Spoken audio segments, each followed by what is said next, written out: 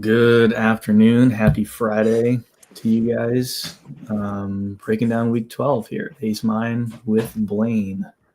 How's it going? What's going on? Pretty good. Not much. I guess the viewers don't know, but I suffered quite the experience this week. Blew out my knee entering the front door, so I've been gimping around for the week. But Alex Smith yourself. Yeah. I think my outcome looks a little brighter than his as far as seriousness of the injury goes. But, yeah, it has not been fun past few days, being just mostly immobile and not having the ability to do most things I do on a daily basis. So, yeah, I bet. On the bright side, it's given me some time to research the slate. I've caught up on a few TV shows, and, yeah, here we are, week 12. This week – we got some interesting games. Injury news is going to be pretty key here for quite a few teams, actually. So I guess to start, we just want to go down the list and do our game by game here. Yeah, that works. Okay. We'll start then with the Denver Broncos at the Las Vegas Raiders. Pretty low total, pretty heavy spread here. We saw last week against the Dolphins that, Brock Bowers had a really great performance, but outside of that, the Raiders remain pretty woeful, and now they're going to be out pretty heavily in the running back department. So no Madison or Zamir White, I believe, this week due to injury. So that leaves Amir Abdullah and then the rookie Dylan Loeb, or however you want to say it. I'm not sure, but pretty pitiful look for the Raiders here, especially against the Broncos D. That's proven to be pretty good so far throughout the season. Yeah, I can see the path for this game to have decent scoring, but the Broncos defense has been good all year, so it's tough to see the Raiders, like with Minshew, really tearing it up. Although, like with Abdullah being the starter, I could see them throwing the ball a lot more, like their PROE being way higher than normal, which makes some of these, like Jacoby Myers is still pretty cheap, even though he's popular on DraftKings. I mean, he gets the catch volume, so I don't mind playing this game, but it's pretty ugly. Yeah, and to your note about PROE, the Denver, just the state of their defense has forced opponents into like the fourth or the fifth highest PROE on a matchup basis. So, I mean, it does bode well for like some of the pass catchers who are more solidified. Like you said, Bowers and Myers, but outside of that, I don't have a ton of interest. I don't hate going to the Denver side here. Pretty concentrated volume as far as. Well, one, Javonte Williams sort of reclaimed his role as a lead back. I think Audric, his team, was looking like a sort of a good play the past week or two, but the usage has sort of trickled back to Javonte Williams. And then obviously in the receiver department, it's Cortland Sutton, number one, and then, outside shots to Devon Vele and old Jordan Humphrey. Yeah, Sutton getting a lot of ownership on DraftKings. I would rather go elsewhere personally, but I mean, I see the case for him, obviously. This Raiders defense isn't very good. I think they're missing a bunch of corners too in this spot. So, I mean, 5,800, not too bad, but I don't know. I'm just bearish on this Broncos offense in general. I know everybody loves Bo Nix after last week, but he kind of still has the same issues that I saw watching him at Oregon. Just a ton of throws behind the sticks, a ton of low ADOT throws, which are good for catch volume on DraftKings. But I don't know. I just don't. The upside is if like these receivers break tackles and score touchdowns, which it's not the same upside as like the Colts, for example, where Richardson's just throwing the ball 30 yards down the field every play. So I don't know. I would say overall, like I'd like to be under on Cortland Sutton, but we'll see how everything shakes out.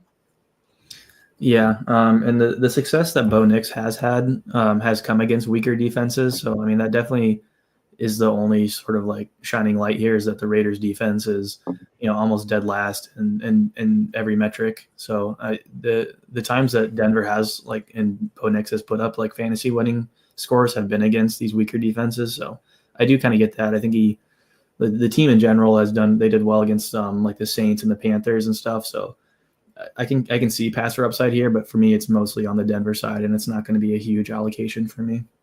Yeah, and also on a personal note, when Bo Nix got drafted and Russell Wilson got cut, I made a joke on Twitter about how they cut one 35-year-old QB to replace him with another 35-year-old QB. And some Broncos fans this past week found that tweet, and they have just been tweeting at me nonstop. This Broncos army, they will not leave me alone. So You've I'm really entered hoping the Hornets nest, man. Yeah, I know. Like 6 months later, they come at me. So for that reason alone, I have to say I'm not going to be playing the Broncos offense this week. Yeah, Cooler's just sort of on the same page of us. Like outside of the main volume guys and Bowers and Sutton, not a ton of interest. I'm definitely not running Raider stacks, and if I am stacking the Denver side, it might be like a QB, RB, wide receiver situation, maybe even with a defense. But I'm not getting a ton of exposure there, and we'll see how it shakes out. But in general, higher spread, lower total game, not a ton of interest here.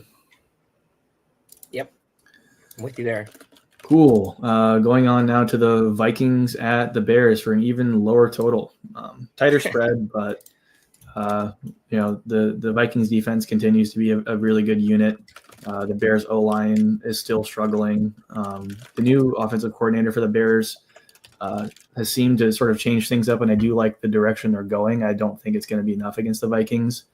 We saw a lot higher usage for Rome Odunze last week under the new coordinator, but the Vikings are still, blitzing at a super high rate, getting to the quarterback. Their pressure rate is insane, and the Bears O-line has not looked good all season. Yep.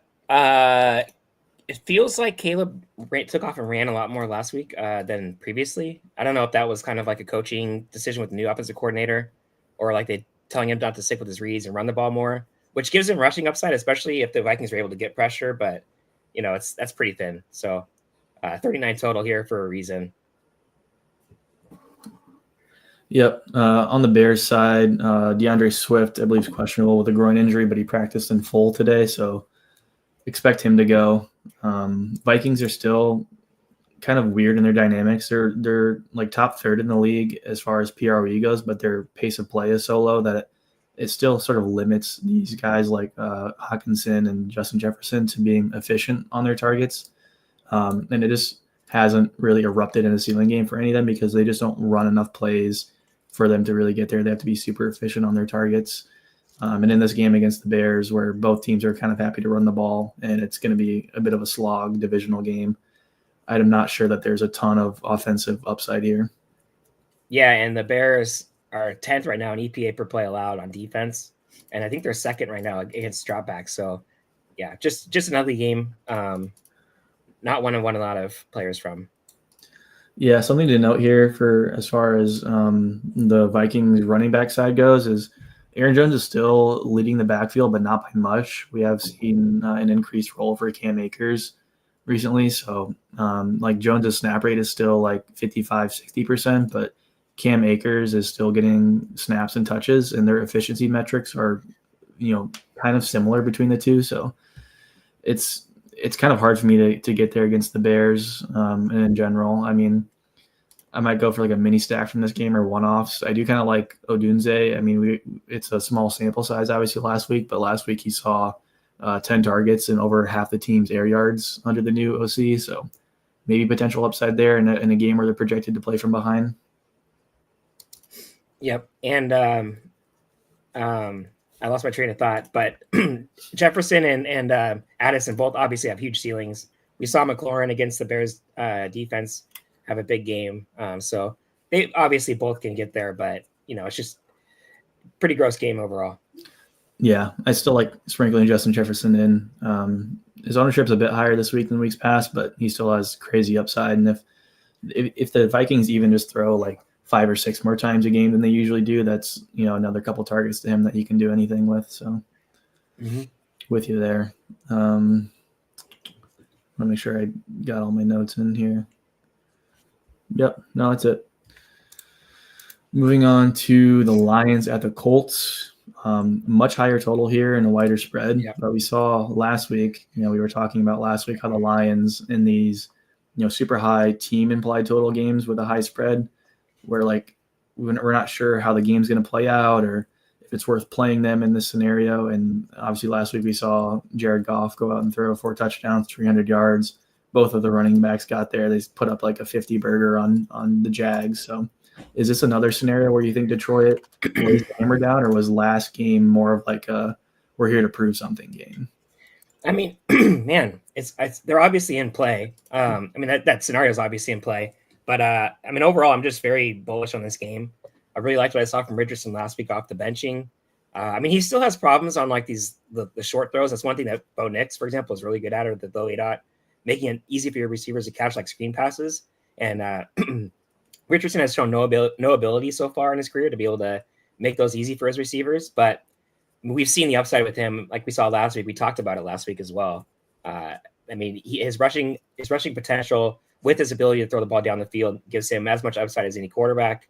And this Lions defense still struggles to get pressure on the quarterback, which, that gives him a huge ceiling in the rest of this offense as well. I mean, Josh Downs and Pittman both are both capable of getting open again, even against this Lions secondary.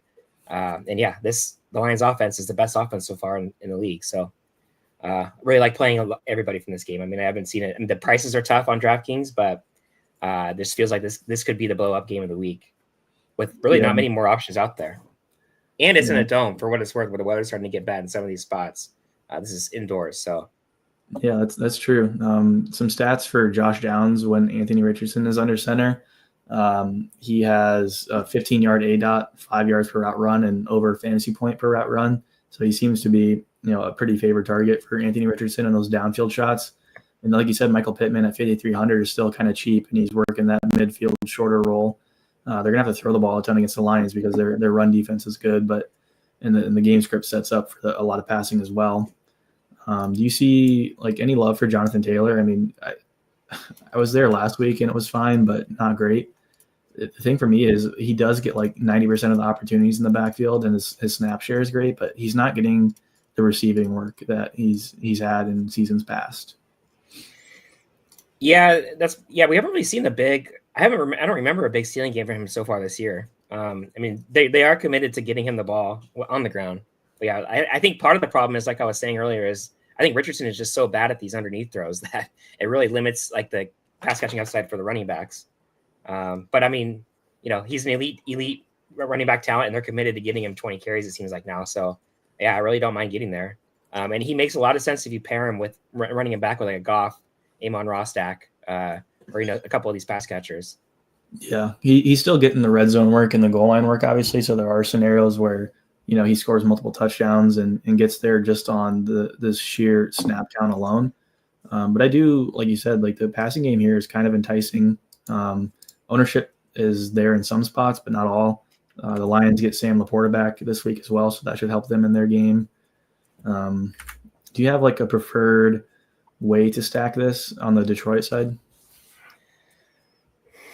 Yeah, I mean, not really. I mean, this is kind of one where I'll just let our tools kind of build lineups for me. I don't like if I was hand building, I'd probably do the Goff. Well, I don't know. The one thing I would really try to avoid is the naked A-Rich. I talked about it last week, how it was a good play, but now that his ownership is like at 20%, it just feels like a really easy way to get the high price skill position players from Detroit is just play A-Rich and then run it back with St. Brown and Jameson, or with Gibbs and St. Brown. So that's when I would like to pair Richardson with the receiver.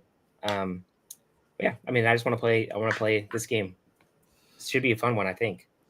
Yeah, I kind of like where Coolers is going there as well. So against cover 3 that the Colts run a lot, Amon-Ra's got a 28% target share, 3 yards per route run, and just over half a fantasy point per route run. So he tends to excel against that coverage. And obviously we saw last week he can get there, no matter what. So I like the Amon-Ra here. Yeah, my only real argument against that, the Laporta, Amon-Ra and Richardson, is you're playing into ownership on Richardson. I just feel like the Richardson Amon-Ra is going to be a popular combo, and so I'd rather try to take a chance on Downs at 3% ownership in that mix, just to be a little different. But I mean, I do see the point. I would rather play that in, for example, like the Wildcat or the Power Sweep than like the huge lotteries. Yeah, if we just look at the Indy side here, so Richardson coming in with just over 70% ownership, Downs at 4, Pittman at 8, all the receivers at 1.5. That kind of tells you that people are playing Anthony Richardson naked without his receiver. So a way to get different in that ownership, even though he is higher owned for a QB, is just to play him as part of a stack with his teammates. Yeah. I just played, as an aside, I just played ball with a dog. And she has this thing where she drinks water really fast. So she'll like stick her whole head in the bowl and just spill water everywhere and just drink way too fast. And then she gets bad gas. And she just jumped up on the bed behind me and she just let one rip that smells unbelievably disgusting. So if I'm making a stink face, it's not because of your takes, it's because of the freaking dog behind me. Okay. Oh, that's good. Is there anything else from this game you want to touch? I'm going to check my notes, but I think that's mostly it. I think Clement makes a good point here about fading Jameson with Laporta back. They do kind of, even though Jameson Williams takes a lot of the higher A-dot throws from Goff, so does Laporta, for a tight end at least, and so they kind of cannibalize each other a little bit. So I don't mind that idea of playing, like kind of negatively correlating them, for example, would be one way to do it. Yeah. And yeah, maybe that's what she really thinks about your takes, Coolers. I'll say the same thing we say every week about the backfield in Detroit. Both are playable. Both can get there. Coolers had success playing both of them together in the same lineup last week. It's totally viable. I don't hate it. Jahmyr Gibbs is getting a bit more expensive, but he does have the pass catching work. And, last week we saw it. They both get used throughout the game. So either are fine. Is that twice this year that the Lions complete onslaught has worked? I think, remember, didn't Lions fan like 420 or something win the Millie like right away? Maybe it was like at the end of last year or something, but I remember there was a week where like 6 Lions players were in the optimal lineup in the Millie, and the guy's name was like Lions fan something. Yeah, that's incredible. Just being like a homer and just playing your team every week, and then one week it just pays you out a million. Yeah, must be nice. Yeah. Moving on now to Cardinals at Seahawks. So tight spread here, pretty high game total. Another environment that I think is pretty attackable. The Arizona offense has looked sort of better since the bye. Kyler Murray's rushing more. James Conner looks good, and then Trey McBride and Marvin Harrison are both getting good usage. Although McBride hasn't scored a single receiving touchdown this year, which I think is kind of nuts, given his his targets and receptions among the tight ends are like some of the highest in the league. Might be due for some regression there. And then on the Seahawks side, even with DK back, JSN has looked good, and they both exceeded against that game against the 49ers, right? They played last week. Yes. Don't remind me. I kind of like this game a lot for like a full game onslaught point. There's tons of weapons on both sides, and the pricing is not great, but it's also like not super expensive. Yeah, the only thing I'd say is in the Northwest right now, there's been some weird weather with rain and wind, so I'd keep an eye on that. And also the ownership is kind of up there on some of these players because they are pretty affordable. But that's like really the only two. Like Seattle's is completely committed to passing the ball, even with Kenneth Walker healthy. And so I don't see any reason for them to stop here. It just feels like one of the 2 or 3 games that actually could be a 34-28 type of like high scoring game. Yeah, and Arizona is just sort of midfield DVOA against both the run and the pass, so I don't have a lean to either side there. I think if I'm stacking it, I'd probably want to stack the passing side just because there's more upside there in stacking partners in QB than there is in the running backs. But Geno and Connor together seems like a pretty popular combination this week as well on DraftKings. I really like Marvin Harrison Jr. here, assuming the weather's fine. Low own. He's only 6,100 right now, and I read some tidbit about Seattle is like they press the most press man coverage, and I think Nico Collins is the only receiver so far that has a better targets per route run against press man than Marvin Harrison Jr. So I like that at low ownership. Getting away from McBride too, only $500 more and half the ownership makes sense to me.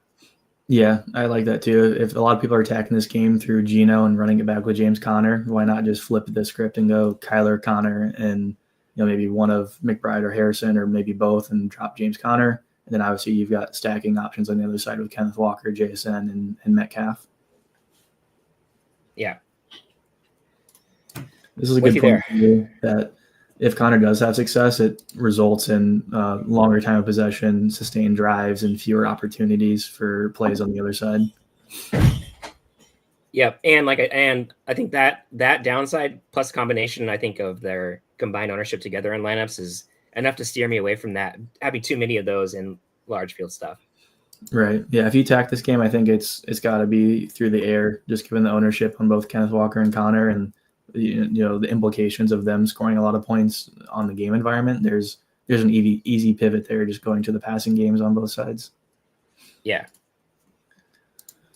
Right on. Titans at the Texans. It'll be Will Levis under center for the Titans.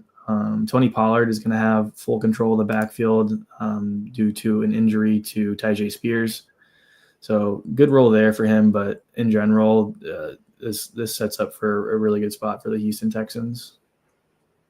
Yeah. I mean, everybody saw Joe Mixon on Monday night. I think his ownership might creep up past 20% on DraftKings, even at that price, just because he's coming off that huge game. It's fine. But I don't this is a 40 total, and we have two players that I think are going to be over 20% owned. I can't say I'm really in love with that. But I mean, Ridley has been the entire offense for Tennessee for the last few weeks. So it's hard to argue with him at 5,700 indoors. Just overall, not a game I want to be stacking, I don't think, but I do see there is room, I think, for this game to end up with a little more upside than I think. Yeah, like you said, it's Ridley on the Titans side, although Nick Westbrook-Ikine scored a touchdown in 4 or 5 games in a row in their last 6 now. So yeah, he's not a huge volume guy, but he just seems to weasel his way into the end zone somehow. Yeah, the game log watchers are going to love that. Yeah. But like last week's, though, I mean, there's just completely broken coverage. It's not like he's making these great plays down the field. It's just he's wide open because the corner fell asleep or whatever. Yeah, exactly. It's more fluky, but that being said, is the Titans are thin, and he's a spot you could go to. But like you said, the game log watchers will be there. And the dog just let another one rip, so I think she's trying to say this game is a real stinker. A bit tougher for them too. Houston gets back defensive end Will Anderson and then cornerback Kamari Lassiter. So defensive unit is probably going to bolster up a bit. Will Levis has looked fine. Some rushing upside, and his completion rate has crept up a little bit in the past few weeks. But I still think it's a huge task to ask against the Houston defense here. Good point here by Clement about this is not a bad if you're going to play this game, and if you're going to play into if you're going to fade Mixon or whatever, Pollard does make sense. I mean, there's absolutely the Titans, I still maintain, have not been as bad as their record. I mean, Will Levis literally threw away 2 games earlier this year. There's no reason they should have lost 2 games to start the year. And so they do have offensive upside, and Pollard is one way to capture some of that at only 5,800 to running back. Yeah, and we saw it was either 2 or 3 weeks ago where Pollard had the backfield to himself, and he wasn't a good play. The matchup wasn't great for him, but just on volume alone, he got there. If he falls into the end zone, that helps you more, obviously. Yeah, and also I'll be rooting here for the Titans. I think our buddy White Flavored, who's still alive in Circus Survivor, I think he's going to end up with the Texans as his Survivor pick. So I'll be rooting for them to score a bunch of points. So yeah, I'm with you there. I like that. Mixing ownership I get, and all the games he's healthy, he scored I think 18 plus DraftKings points, and his workload is really great. So it's hard for me to knock that. I guess we'll see where the Sims shake out as far as ownership goes and what the rest of the RB pool looks like. Yeah. Moving on to Patriots at the Dolphins, some more divisional goodness. 46 game total, Dolphins 7-point favorites. They look pretty good. Tyreek's still dealing with that wrist injury. And although his upside is still there and he's got ceiling, it seems to be more of Devon Achane, wide receiver 1, Johnny Smith, wide receiver 2, and then Hill and Waddle coming in secondary to that. Or Waddle not even on the depth chart. Exactly. So frustrating. I keep tricking myself in season long to keep playing him. To say at some point he's going to have the blow up week, and it still hasn't happened. I'm losing faith, Yeah. The Patriots have been playing better, and May gives them more upside to push Miami here to score more points. But we just really haven't seen the game this year from Miami where they just go out there and score 30 against a bad defense. And maybe this is the week, but playing into ownership here on some of these guys, isn't that enticing to me. If I'm going to do it, I'd rather have a Patriots bring back of some form. Yeah, with Drake May under center, it's mostly Hunter Henry, a bit of Keyshawn Butte, and a bit of Kendrick Bourne. They're running a lot of 12 personnel stuff just to try and get more protection for him and bolster the run game for Ramondre. But outside of that, I mean, Hunter Henry seems to be one of his favorite targets. Yeah. And the receiving core, aside from Demario Douglas, is a mess. It's a new player every week catching passes from Jake May. So, I mean, Keyshawn Butte is, I guess he's still 14% owned. So it's not like people completely giving up on him, but that's a good example of how it's just hard to, there's just a lot of variance in this pass catching right now for New England. The two modes I would kind of play this game, I think, is a Dolphin stack, like in the, let's say like in the Wildcat size or like a medium sized contest, would be a either a Miami onslaught with Tua, A-Chain, and at least one of the receivers, or playing it with some kind of bring back. A mini stack with a bring back from New England makes sense to me. Yeah, it just seems like it's going to be pretty popular to be playing like A-Chain and that's it, or Hill and that's it.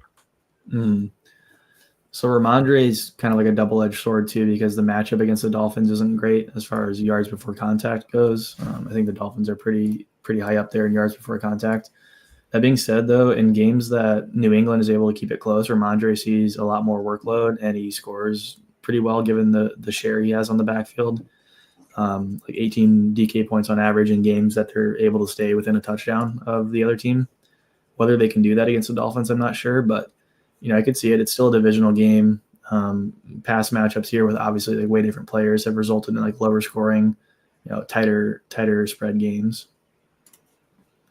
Yeah. Let's see. Coolers brings up a good point. I like that. I think A-Chain by himself this week at 30% on DraftKings is a mistake. On FanDuel, it's not as bad because he's only projecting for like 18 to 20% ownership. But I mean, there's just so many good running backs that you can go to that we've seen. How many times have we seen like the expensive running back, like 16 carries for 80 yards or whatever, and he gets 8 to 12 points, and it's not enough. You need the 30 plus point upside, and like why play into 30+% ownership on 7,500 running back. Yeah, if you're doing it, I think it makes more sense to do it as part of a stack, as a game stack, because you can eat ownership that way and get different in your stack. Yeah. In general, not a ton of interest for me here. I will have some Miami stacks and maybe a few like Drake May bullets, but I'll probably have concentrated interest elsewhere. Yeah, I mean, by comparison, you have Jahmyr Gibbs in a better game environment, in my opinion, indoors at 1/4 the ownership on ETR right now of A-Chain, which is that seems like a pretty obvious pivot. Just one example. And there's plenty, like Malik Neighbors is 7,500 as well, and he's projecting for like 5 or 6% ownership. So I mean, there's just lots of different ways you can pay up and not have to play into super high ownership on A-Chain. Yeah, I think if I'm gonna attack it, it's probably through a Drake May stack with a A-Chain run back, just because I don't think that the Dolphins are gonna put their foot down and score 30 if the Pats only put up like 10 to 15 points. So if the game does stay close and it's a competitive game, it's probably because Drake May is having success either on the ground rushing or through the air to somebody like Hunter Henry or Keyshawn Butte. And then I feel more comfortable coming back with A-Chan or Jonnu, just given that if the game stays close, there's going to be more scoring opportunities. Yeah, agreed. Right on. Bucks at the Giants. Some more fun news here on the New York side. We've got Tommy DeVito starting over Daniel Jones. 4K minimum salary. You got 2 of them this week. Yeah, only 4K for Tommy DeVito. I'm not sure I'll be going there, but Godspeed to those that are. I mean, the argument is pretty simple, right? It's Malik Neighbors is such a great talent that he could take any kind of, I mean, the worst pass in the world and turn it into an 80-yard touchdown, right? So he gives DeVito, by proxy, he gives DeVito that upside. It isn't a fun play though, that's for sure. No. And I'm not sure you need the value that much this week. I mean, 4K and cash feels pretty good for a quarterback. I'm not sure you need that much value in tournaments this week. Yeah, and the Bucks get Mike Evans and Jalen McMillan back, as well as Bucky Irving. So more options on the Bucks side. I don't mind Baker Mayfield stacks here at all. He's kind of had like a sneaky good season. 4 300+ yard games, 6 games with over 24 DraftKings points. and he's got his options back. We saw Rashad White be featured more in the passing game. That might change with Mike Evans back, but no matter who's in or out on the Bucs side, it seems like Baker Mayfield kind of gets the job done. The Giants defense is, a little bit better against the pass than they are the run. So I do kind of like the passing game there for the Bucs side. And then you have obvious bringbacks on the other side with Tyrone Tracy and Malik Neighbors. Yep. I agree with you. Baker's been very, very good this year.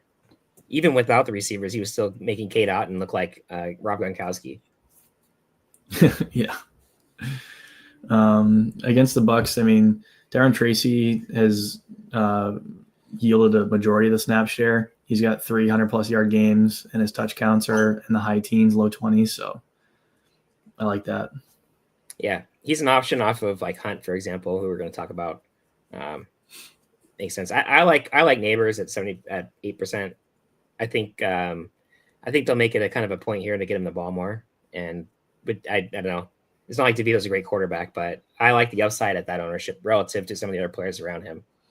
Yeah, I think my preferred way to stack is definitely through the Bucs side and then sprinkle in different Neighbors, Tracy bringbacks, and on the Bucs side when I'm stacking, mixing and matching like Bucky or Rashad with the stack because they get pass game work, some Evans and McMillan stuff as well. Yeah. Alrighty. Chiefs at the Panthers. Perfect. Yeah. So another game here. We've got a massive spread. I don't know. Part of me says you can onslaught the Chiefs this week. Part of me says that the receiving work is so spread out. It's hard to predict. Might be a scenario where it's just a Kareem Hunt day, 150 yards, 2 touchdowns, and the Chiefs are able to control the game throughout the entire way on both offense and defense. Yeah. I mean, they've still shown, even last week, they still show no real sense of urgency on offense. They're not like the Lions are going out there and putting up points, and they continue to try scoring into the second half. The Chiefs just do not play like that, right? I mean, they're kind of, I don't know if it's kind of like a load management thing where they're trying to take it easy on the offense into the playoffs. But yeah, I mean, it just kills the upside for everybody because they're not throwing Mahomes 50. Mahomes isn't throwing the ball 50 times a game. They're not really trying to run up the score on anybody. It makes it really hard to get away from Kareem Hunt at 5,700 since Pacheco's still out. Yeah, but the ownership is pretty brutal, and so we got to find ways to kind of find leverage off of that. In lines we're playing, and we got to find combinations that aren't going to be very highly owned with him. Yeah, Hunt 20-plus touches in the last 5 or 6 games, and he's priced as if Pacheco is in. Obviously, Pacheco's out, and they're going against the Panthers now, who have ranked 32nd in DVOA, so it's hard to not like that spot. Kelsey at 5,800 is kind of interesting to me. Cheaper than he probably should be. I know last week he's kind of put up a dud as far as targets go, but just in the few week stretch before that, he had targets in like the high teens range, so low teens to high teens range.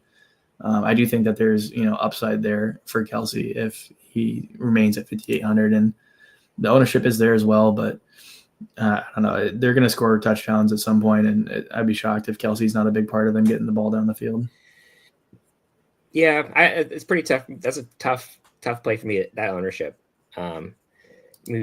He's another, like, obviously Kelsey has big upside. The thing about Kelsey is, like, if they wanted to get him 30 points, they could. And maybe this is the week where they do that because he really hasn't had like the huge explosion game this year. But I'm not really like going to be gambling on that with everybody else. I'd rather kind of try to find ways to get different at tight end. Yeah, I kind of agree with Coolers here is that the Chiefs offense is so efficient and able to move the ball. And against the Panthers, there's going to be no issues there. It comes down to like how they get to the red zone and score rather than who it's going to be. Is it going to be, short and goal position, Kareem Hunt scores, or is it, DeAndre Hopkins, who seems to have magnetic hands? Is it the big Kelsey target? Who knows? This might be a game where Andy Reid has fun and throws, the thick six touchdown. It's going to be Chiefs 23-0. Mahomes with 2 touchdown passes to P. Ryan and Noah Gray. Yeah, and nobody wins. On the Panthers side, not much to love. They're going to have to throw the ball a ton. Adam Thielen's back, which might throw a wrench into things. Although Xavier Legette still probably the wide receiver 1. Coker's usage probably goes down with Thielen coming back. Chuba Hubbard might have his workload cut into. They're playing the rookie Jonathan Brooks, so It's kind of a weird spot. I don't know if I'm really getting there. Bryce Young has looked a little bit better, but against the Chiefs defense, I don't have a ton of faith. Yeah, not a fan of playing anybody from Carolina here. I mean, if you're playing Mahomes stacks, it makes sense to have a Carolina bring back, but just as one-offs, like not really anybody I'm interested in. Yeah, no, as part of a stack, sure, they're low owned and maybe they're a difference maker. Panthers might, they could put up points whether it's through volume or touchdowns, but the matchup here against the Chiefs defense is pretty scary for a team that hasn't shown really any promise all year. Yep. Next, we got the Niners at the Packers with some more fun stuff to talk about. Yeah, you might need to re-upload. Yeah, I might need to re-upload here. Here's how you import projections, everybody. Yep, this is how you do it. It's fun. You select your file, match up columns, import, boom. No, I think you got to. I think you have to re-download the file. I think they were updating. So I was looking at it earlier. I think they were updating. Oh boy, ETR, fix your shit. There we go. Yeah, so I mean, minimum salary quarterback here with Brandon Allen instead of Brock Purdy. Obviously, a gigantic downgrade from Purdy to Brandon Allen. I have watched the Niners in preseason with Brandon Allen, and to say I have not been impressed by Brandon Allen is an understatement. I think there's obviously room for upside with like Debo and McCaffrey because they're going to be forced to handle more of the load, and they're going to be running. Like I imagine Debo's going to have to run the ball more, and I imagine they'll be running a lot of screens and stuff to him. But man, Brandon Allen just kills the outside of this offense. Yeah, I actually think McCaffrey's in a good spot here. They're going to have to rely on him super heavily. He's probably going to have his highest workload of the season, both in the run game and short dump offs. And the Packers have given up big games to these types of running backs in the past, like Saquon Barkley, Mixon, and Williams have all put up big games against the Packers. So, I mean, it's definitely a spot where I'll get to some 49ers, but it's probably going to be mostly just McCaffrey for me. Yeah, I mean, I know I'm gonna talk myself into playing Debo again this week. Especially, I mean, the DraftKings looks really good at 3% ownership. But man, like the bull case for Debo is basically they're gonna have to get him the ball in a lot of short stuff and a lot of running plays. Jennings' upside is really because he plays with Purdy, and Purdy clearly likes targeting him. I don't really see that with Brandon Allen. And Debo is just another one of those guys where they'll give him the ball around the goal line. He get touches in the red zone, and he's been so disappointing that nobody else is going to want to play him. So, and he still always has that upside. But man, that's about all I would take from the Niners this week. I mean, Kittle, I guess Kittle too, or is Kittle even back yet? Yeah, Kittle's back. I mean, of course, with a backup quarterback, you could play the tight end. I'm expecting like low 8-out stuff. But man, Niners season is pretty much dead. Unfortunately, my poor team. Yeah. So, I mean, and on the Packers side, I don't really think you can get to a Jordan Love stack. The Niners defense is still really good against the pass and not as good against the run. Matt LaFleur likes to run the ball a lot. They're last in PROE and pretty low play volume in general. I think this is a game they rely on Josh Jacobs to get stuff done with.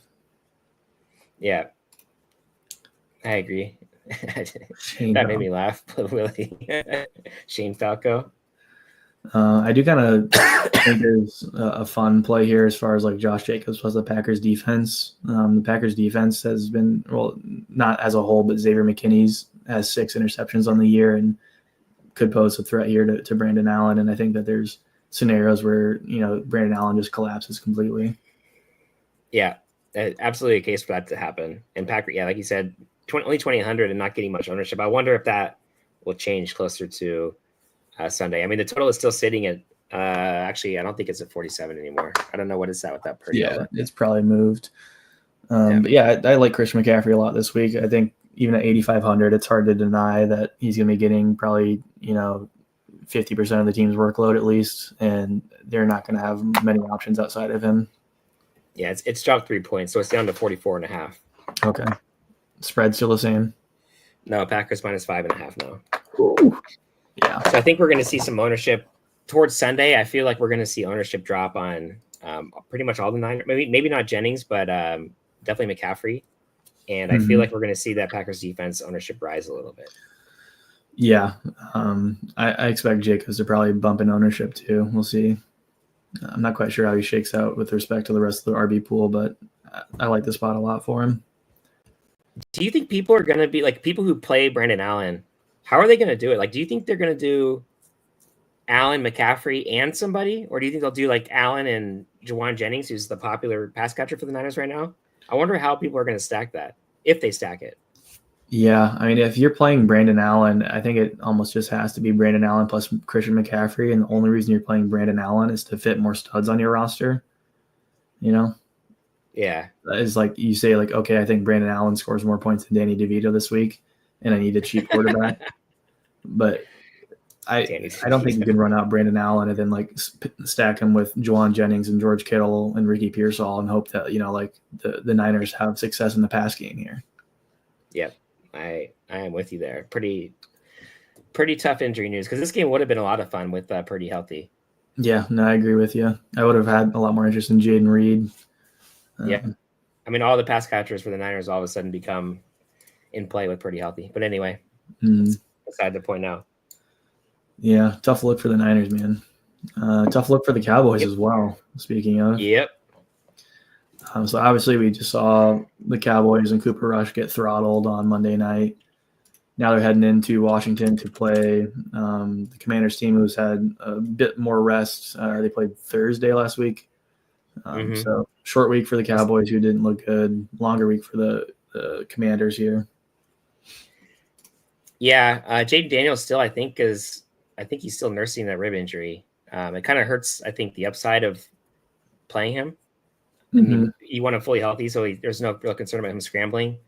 I like CeeDee Lamb, I think, at sub 10% ownership against this Washington defense. I know I forget how to say his name, Sanders or whatever. The rookie corner have been really good. But I like the Dallas, even without Dak, has shown a commitment to still throwing the ball. And so, CD has as much upside as any receiver because of that, because of their willingness to pass, and they like targeting. We saw, I guess, Houston, how much they like targeting him underneath. And if that game didn't really get away from them, he would have had a much bigger game, I feel like. So I don't mind that at low ownership, although he's still DNP. Yeah, I was going to say, I think he's still dealing with his injury, so something to look forward to. I mean, no Friday injury report out, but he DNP'd Thursday. Something to look at. I don't know how CeeDee Lamb's mental is at this state or at this point in the Cowboys season. Yeah, no kidding. Do you have what's your opinion on Brian Robinson Jr., who's kind of the other chalk 6K running back? Yeah, so when Eckler and Robinson are both healthy, they just kind of share opportunities. Eckler has a bit more pass game work, but in general, it's like a 55-45 split between the two, and I think both are fine here. Eckler and B-Rob, same price. Game script sets up well for both of them, and I don't think the Commanders are a team that are just going to pick one running back and run with him. So I like both of them in the game environment. I like the Commanders' defense here. Obviously, we saw Houston rack up tons of points against Cooper Rush, who dropped back 55 times against the Texans. Probably going to see something similar here. Going to be tons of opportunities for turnovers, sacks, pressure on the quarterback in general, just forcing Cooper to make bad throws. Yeah, I think that is definitely in play and probably the most likely outcome. Mm-hmm. I don't know. I mean, I do feel like this game has a lot of upside. Even for a 45 total, I think, I could absolutely see this game. I don't want to say shootout, but stacks like a game stack style lineup could get there. But man, Dallas just sucks to watch right now. We're kind of forced to watch them every week. Yeah, I will point out Luke Schoonmaker as like a cheap value option this week at the Stone Minute tight end, 2,500. Yeah. He'll get looks. Will he be good or not? Like, he's not winning a tournament by any means, but he could be decent enough at 2,500 that he's not tanking your lineups. And I think also for value, I mean, we may not need it because of the quarterbacks being available, but it's probably worth looking into kind of reading like the coaching statements from the Cowboys about the wide receiver rotation, because we had our boy Flower Potts or whatever, Flower Noy. And there's Tolbert, also super cheap. And Mingo started to get missed in the rotation as well after the trade. Yeah. So like if you could figure out the rotation here, if they're going to mix it, maybe Mingo gets all the snaps now instead of Tolbert, for example. He becomes, in my opinion, a pretty decent play at 3,700. Nobody else is going to play him, so I think it's probably worth spending some time, seeing if you can figure out what's going on with the secondary Cowboys receivers rotation. But that's a pretty thin, and I don't know if you need the value this week. Yeah, on the Monday showdown, I was sort of treating Flournoy, Mingo, and Turpin as sort of like the same pieces, same projection and stuff, and I was just rotating between the three. Eckler's price isn't great, but do you think he's still in play? A lot of pass work goes through him.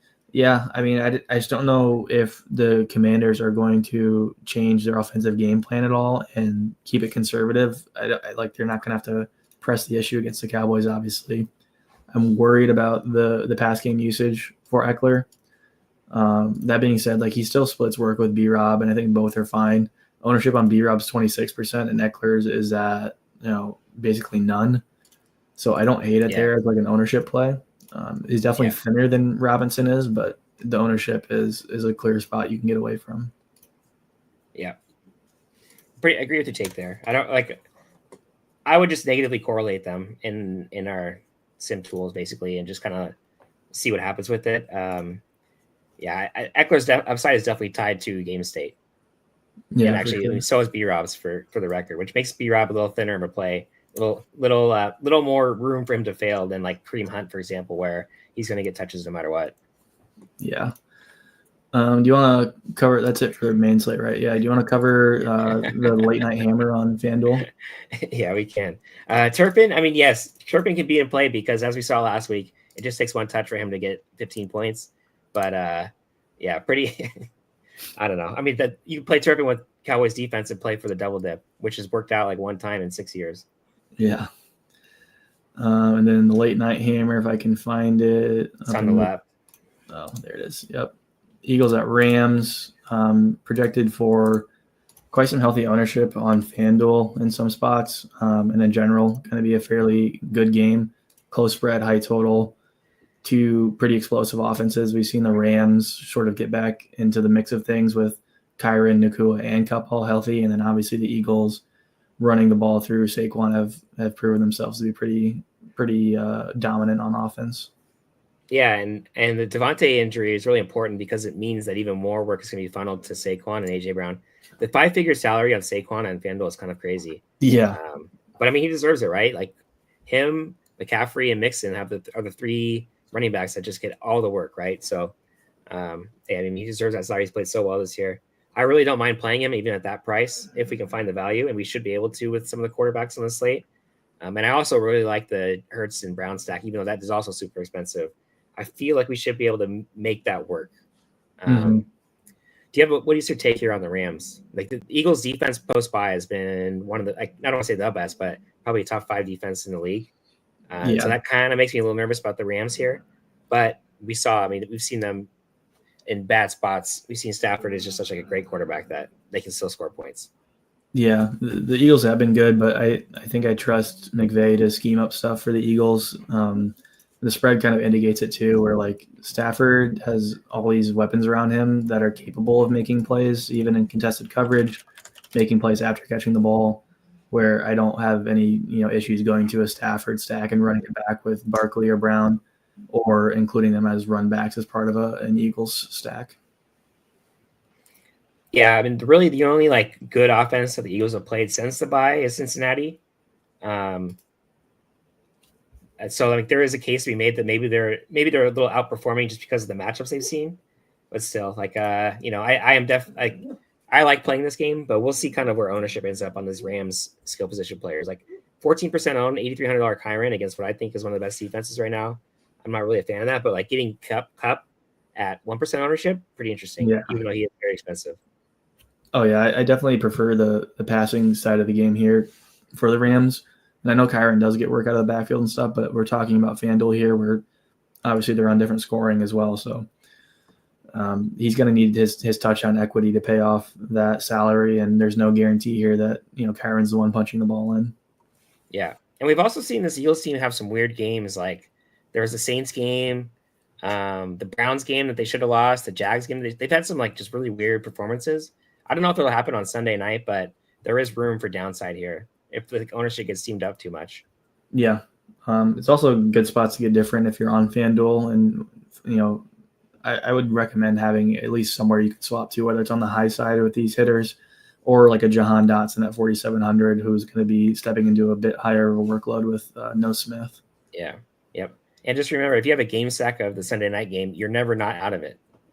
Yeah, I learned that a few weeks ago where I thought I was dead on FanDuel. I just closed the app and never looked at it. And then I think Dayman tagged me in Discord and was like, hey, by the way, don't you realize you're like, third in the play action or whatever on the $3 on FanDuel? I was like, oh, shit. That was, I think that was a Jamar Chase 50 bomb night. Yeah.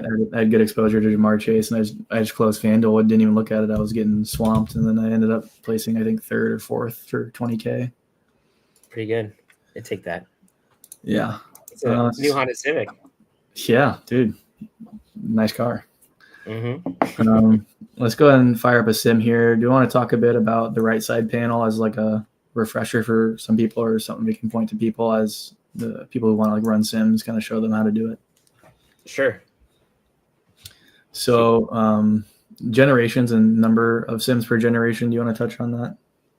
Yeah, it's sort of like a genetic algorithm, if you've ever heard of those. So basically what we're doing is we're simulating the contest once, and then with however many sims you want. So like we'll randomly, the way our sims work, most of the sites they'll generate the lineups for you before, like in advance. They'll kind of have the fields already curated. We generate all our lineups on the fly for you based on your ownership and your projection.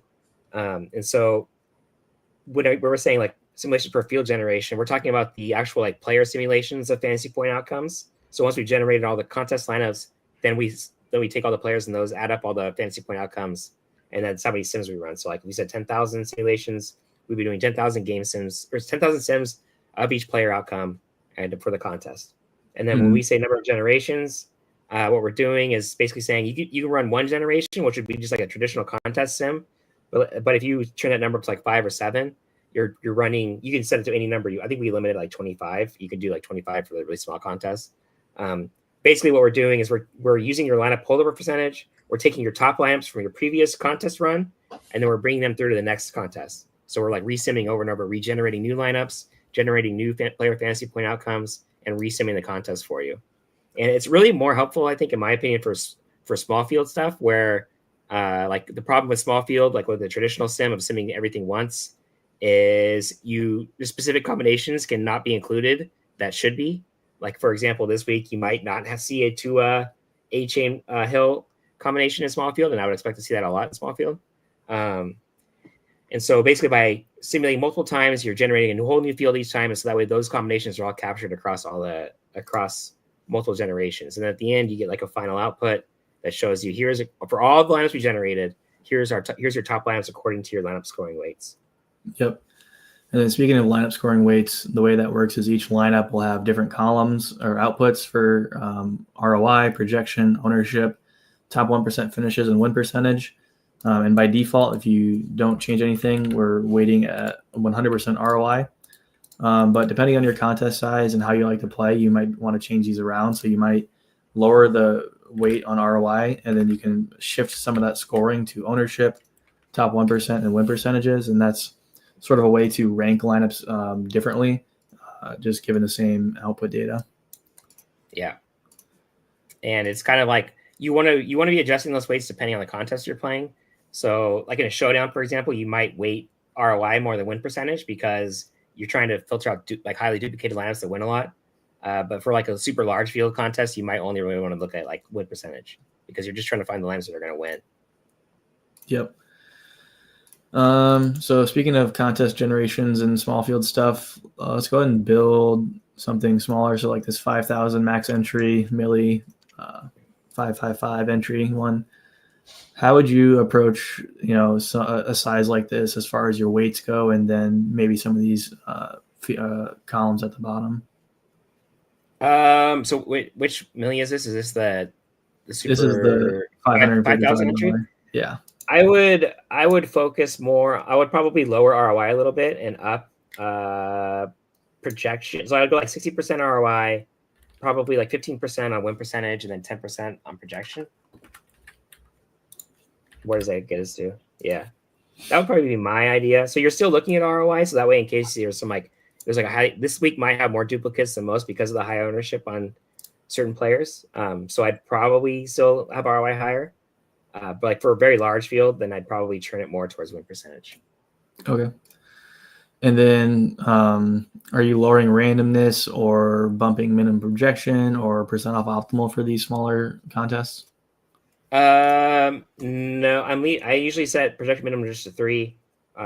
Salary, I leave at 49 for like a large slate. I'll leave 49,200 is usually a pretty good number. Max percent off optimal, you could probably turn down a little bit for a smaller field, like to 15%. Mm-hmm. So for example, if the optimal lineup, like from an optimizer, is 200 fantasy points projected, then the lowest projected lineup that you'll get in the contest is 170. That feels about right to me for like a 5,000 entry contest. Maybe people would disagree with that, but Mm-hmm. And then the rest of that looks pretty fine to me. Alrighty, let's go ahead and let this run. I'll fix my standard deviation issue. I don't know why ETR keeps projecting Desmond Ridder for stuff, but it's starting to piss me off. While that runs, let's go ahead and go back and do our little picks of the week from each position. I'll sort it by ownership so we can get an idea. So at quarterback on DK, we've got Anthony Richardson coming with the highest ownership, followed by Brandon Allen at the Stoneman, Geno Smith, Jane Daniels, and Tommy DeVito at the Stoneman. Who are you liking this week at quarterback under 10%? Man, this is a good question. I should have prepared more, huh? I'd probably say Tua at 7%. That's a way to get away from A-Chain, the chalk kind of popular high salary running back. And so I don't mind the Tua, Hill, Jonnu stack, for example, is a good way to do it. So that'd probably be mine. But there are I think this week there are a lot of pretty good. There really aren't like any bad quarterback plays in my opinion. I guess Brandon Allen maybe, but even 4K is hard to argue with. Mm-hmm. I'm gonna go. It's a toss-up for me between Baker Mayfield and Jared Goff, but I think I'm going to go with Baker Mayfield. Getting Mike Williams back, getting Jalen McMillan back. Environment sets up well, and he's got a lot of stacking options. And there's been weeks I've been light on Baker Mayfield, and those are the weeks he always seems to go out and smash. So I like that. And then obviously a shout to Jared Goff, who can probably do it any week. Yeah, that when we've seen it multiple times. Yeah. And 1% ownership compared to Anthony Richardson as the highest owned QB. There's leverage to be had there. Yeah. At running back, we've got ownership coming in on Hunt, Achane, Brian Robinson, James Conner. Scrolling down a bit, under 10% gets starting to get kind of thin. But who are you liking down here?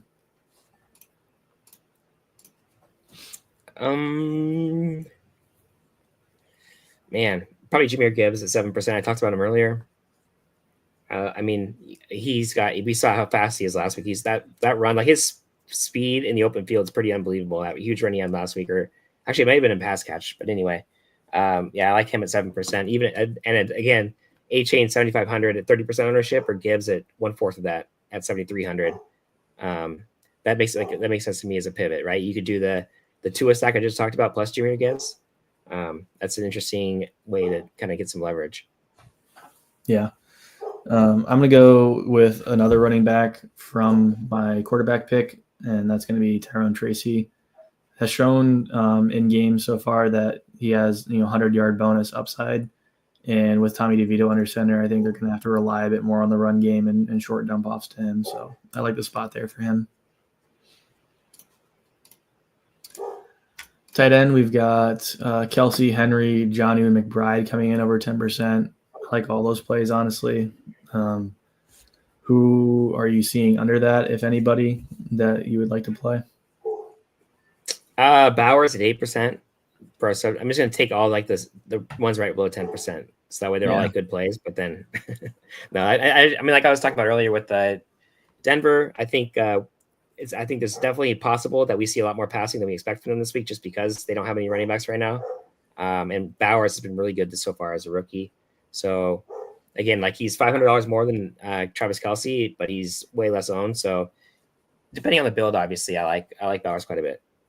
Yeah, I'll give a shout to Schoonmaker at 8% at the Stone Man. He's not a guy like I'm starting lineups with, but if you need a salary saver and have that tight end spot available, you can probably throw Schoonmaker in and get 6 to 8 points out of him and feel okay about it. Yeah. That feels Wide right to me. receiver, chalk coming in up top with Myers and Sutton, Ridley, JSN, Monra. Starting our under 10% list at Michael Pittman and down. Anybody you like here in this list? Yeah, depending on the weather, I'll say Marvin Harrison Jr. And then if it's like expect to be pretty bad weather in Seattle, then I would say Malik Neighbors. Right on. I might have some flyers here on Roma Dunze. I was impressed with his workload last week under the new OC. And if that continues, I think it's a good spot against the Vikings where they're probably going to have to throw the ball quite a bit. Not an amazing spot, but I do like him at 5% ownership. Yeah, that makes sense to me. He's got elite talent. There's no doubt about that. In general, you can definitely take more shots on these lower owned wide receiver guys as compared to quarterback and running back. But yeah, you have a take on AD Mitchell like 0% owned. I don't like for $3,900. I don't mind that for a value receiver. Yeah. The tough thing is he's just splitting. I mean, the nice thing I guess is he kind of rotates between Pittman and Pierce as the backup for them.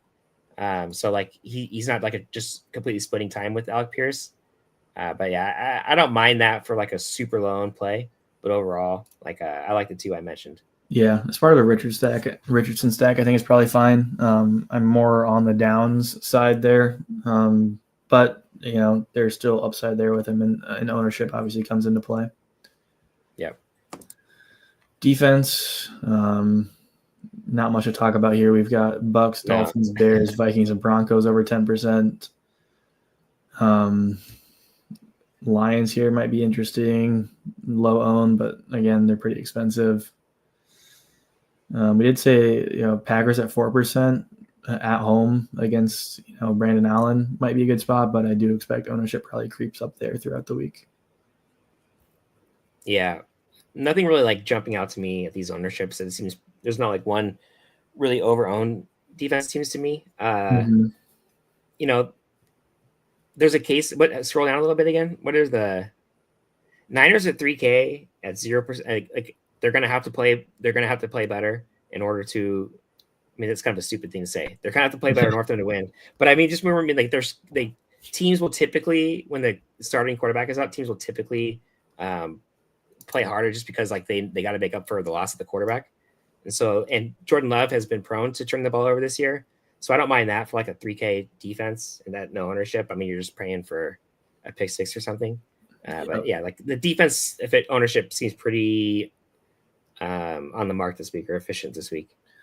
Yep. And as always, I mean, defenses are just defenses. I wouldn't focus too heavily on it unless you're getting like a ton of one defense in your 150 set. I'd probably tune it down. But in general, not something I pay a ton of attention to. You just want a team, or you want a defense that's playing a team who is going to be throwing the ball and prone to turnovers. So, yeah. Going back to the sim here, let's take a look at what we've got here. If we just ran a 150 set blindly, let's see how exposures would shake out. We'd have A-Rich, Jaden Daniels as our most exposed quarterbacks, following Geno Smith, May, Bo Nix, and Caleb Williams. Yeah, that makes sense to me. I'm curious for our A-Rich lineups, are we running him naked? A few. Yeah, I am seeing some Indy ones here. So we talked a bit earlier about how people are playing Anthony Richardson, and it's a lot of them are being naked. A way we could get different there is by limiting our primary stacks. If I look for Indianapolis 1, I can untick that, and that makes sure we're always pairing him with at least one other player from his team.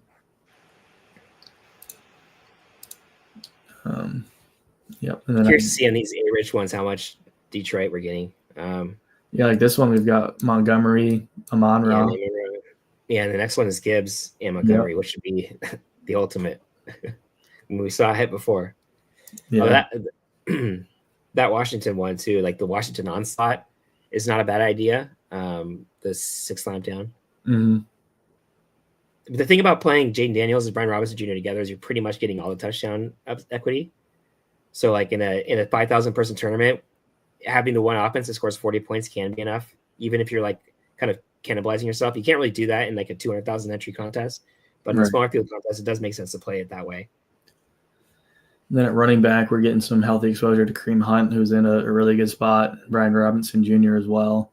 Connor, Amir Abdullah, kind of interesting. I'm not sure I'm going to land there at that rate, especially over guys like Montgomery. We talk about Pollard having the backfield to himself, which is interesting. Pretty good ownership there. Tight end, we've got Kelsey up top, followed by Ertz, Henry, Bowers, McBride, Sam Laporta, Jonnu lower, Hawkinson a bit lower. Yeah. Sims are telling us to play CeeDee Lamb, I guess. CeeDee Lamb coming out as our highest exposed player here. I didn't do anything in the code to do that, by the way. I'm not sure I'd be getting there. I'd probably be massaging that in my outputs, but Nico Collins, Cortland Sutton, Noah Brown, I think are all in really good spots here. Yeah. I wonder how much of that CD ownership is just from Jaden Daniels lineups. Yeah, a ton. So the Sims are liking him as part of run backs and Jaden Daniels lineups. Yeah. I mean, I guess Sims are saying, who else are you going to run it back with? Yeah, that makes sense then. And then on the defense side, quite a bit of exposure to Tampa Bay, and then seems pretty spread out beyond that. Yeah. One thing I was going to look at here, I did want to see how these Tommy DeVito stacks shook out or what we would get from him. And in our Tommy DeVito stacks here, looks like we've got half of them with Malik Neighbors, and then not as much Tyrone Tracy in here as I thought. But yeah, like I think we're playing Tommy DeVito, it has to be with Malik Neighbors, right? Yeah, I would think so. I mean, Wandale? Yeah. Theo? I couldn't trust it. I'm not playing any Tommy DeVito this week. I just can't do it. I mean, I'd rather play Tommy DeVito than Brandon Allen, and I say that as a Niners fan. I'm probably with you there. I don't think I'll have much of either. Some Bo Nick stuff I also thought might have been kind of interesting. A lot of Amir Abdullah with him. Brock Bowers. Yeah. And Sutton. Yeah. Everywhere. Yeah, if I'm playing Bo Nix, I've got to be playing Sutton with him. Probably, yeah. All right. Anything else we want to cover this week? No, I think we're good. I've been working this week on kind of like housekeeping stuff for the site. I've been working on improving the lineup generation process, so speeding it up. I refactored it before the season, and it's kind of led to some slowdowns for the super large contest. So been spending some time speeding that up. I don't know if I'll have the changes up before Sunday, but I'll let you guys know in the Discord. Right on. Well, best of luck in your contest this week, guys. And be sure to join our Discord if you haven't already. I believe we have a link on the homepage here. Yeah. So Make sure you join our Discord. Come chat with us. Give us your takes, whatnot. If you're not a member of the site already, you can go to acemind.io and go ahead and sign up. Get yourself a package. I believe we're still running promo code TIPOFF. That should get you 25% off your first month and gives you access to all the tools you see here. We do have NFL projections that will be loaded in, and we're working on NBA projections as well. So pretty good price for all the tools you're getting. And yeah. Yep, I'll have projections up tonight or tomorrow morning. The first run before we get typically what I'll do is a Saturday run or like a Friday or Saturday run, and then a Sunday morning run once we get the final line active. So that's what I'm going to do again this week. Just a heads up for everybody. Right on. Well, thank you all for tuning in, being third co-host to Jung and I, giving us some stuff to talk about and give your takes. And we will see you next week on Friday to break down week 13. Yeah, thanks everybody. All righty. See ya.